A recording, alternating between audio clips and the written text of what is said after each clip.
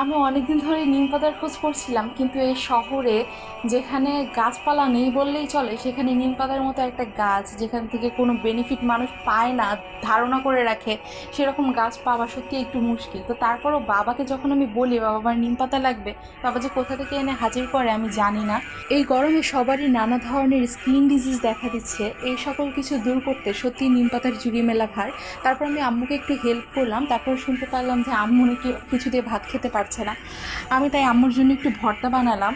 আমি আম্মুর জন্য টমেটো ভর্তা করলাম, টমেটো ভর্তার সাথে করলাম আলু ভর্তা, আলু ভর্তার সাথে ভাবলাম একটু মরিচ ভর্তা হলে মন্দ হয় না, পরে মরিচ ভর্তার সাথে আবার একটু ডিম ভাজিও করলাম। ডিম ভাজি করার পরে যখন আমি আম্মুর জন্য সুন্দর একটা প্লেটে সুন্দর করে ভাত সাজিয়ে নিয়ে গেলাম, পরে আম্মু অনেক বেশি খুশি হয়েছে।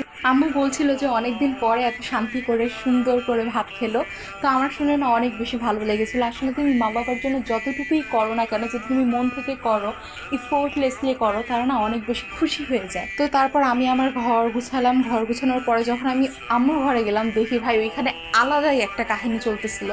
আমার ভাইয়ের ফোন, যেটা আমরা জানতাম চুরি হয়ে গেছে, ওইটা আসলে আম্মু নিয়ে রেখে দিচ্ছিলো, কারণ অনেক বেশি গেম খেলে, গেম অ্যাডিক্ট হয়ে গেছিলো ও মাঝখানে পুরা। তো তারপর আম্মু অনেক শর্ত সাপেক্ষে তার ফোন ফিরিয়ে দেয়। পরে আমি নিম পাতা ব্লেন্ড করে ফেসে অ্যাপ্লাই করে একটু হেল্প করি আম্মুকে। পরে দেখি আম্মু আমাদের জন্য একটু নাস্তা নিয়ে এসেছিল।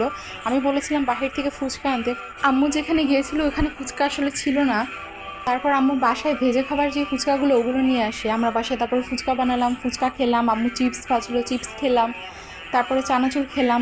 তারপরে আমি আমার চুনুপুনু টুনটুনিদের কাছে গেলাম, ওদের কাছে একটু বসলাম। বসার পরে আমি তারপরে বাসায় চলে আসলাম। বাসায় এসে আমি পড়তে বসলাম। পড়তে বসতে বসতে দেখি যে অনেক দেরি হয়ে গিয়েছিল। তো তারপরে যাই হোক, আমি অনেক বেশি টায়ার্ড ছিলাম, কারণ আজকে সারাদিন তেমন বেশি একটা রেস্ট করার টাইম পাইনি আমি।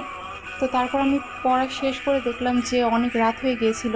আল্লাহর কাছে এই সুন্দর দিনটির জন্য শুকরিয়া আদায় করে আমি নতুন একটি দিন শুরু করার জন্য তারপর ঘুমিয়ে পড়ছিলাম। আমি অনেক বেশি টায়ার্ড ছিলাম, আমি সবার সাথে সাথে ঘুমিয়ে পড়ি।